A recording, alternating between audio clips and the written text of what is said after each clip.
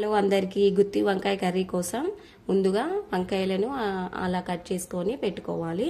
ఆ తర్వాత ఈ టీ స్పూన్తోని 3 టీ స్పూన్స్ పల్లీలు, 3 టీ స్పూన్స్ నువ్వులు, 3 టీ స్పూన్స్ ధనియాలు, 2 టేబుల్ స్పూన్ జీలకర్ర, కొంచెం కాజు, హాఫ్ టీ స్పూన్ మెంతులు, కొంచెం మసాలా.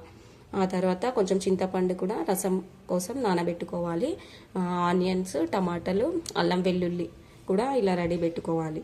అన్ని వంకాయలను ఆయిల్ పోసి ఇలా వేయించుకోవాలి. మూత పెట్టుకొని మగ్గించుకోవాలి. ఇలా కలుపుతూ అన్ని వంకాయలను వేయించుకోవాలి. ఇంత వేగితే సరిపోతుంది. అన్నీ తీసేసుకోవాలి. అనే ఇంగ్రీడియంట్స్ అన్నీ వేయించుకోవాలి. ఫస్ట్ పల్లీలు వేయించుకోవాలి. అన్నీ ఒకసారి వేస్తే మాడిపోతాయి. పల్లీలు కొంచెం వేయిన తర్వాత మన ఈ మసాలాలన్నీ కూడా వేయించుకోవాలి. ఒక 2 మినిట్స్ మనం వేయించుకున్న ఇవన్నిటిని మిక్సీ పట్టుకోవాలి.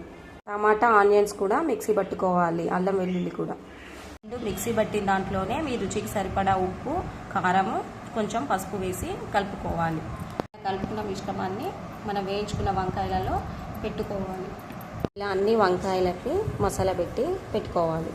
తర్వాత ఆయిల్ వేసుకొని అందులో పచ్చిమిర్చి, మళ్ళీ ఆనియన్స్ వేసుకొని వేయించుకోవాలి. మనం వంకాయలలో పెట్టంగా మిగిలిన ఈ మిశ్రమాన్ని ఈ ఆయిల్లో వేసుకోవాలి.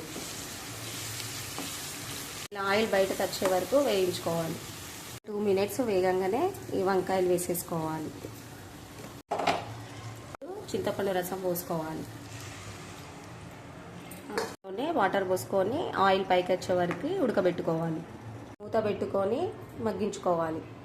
ఆయిల్ పైకి వచ్చే వరకు ఉడకబెట్టుకోవాలి. వంకాయని ఇలా ఒత్తి చూస్తే కూడా మెత్తగా ఉంటే ఉడికినట్టేనండి. అయింది కర్రీ. ఫైనల్గా కొత్తిమీర వేసుకోవాలి.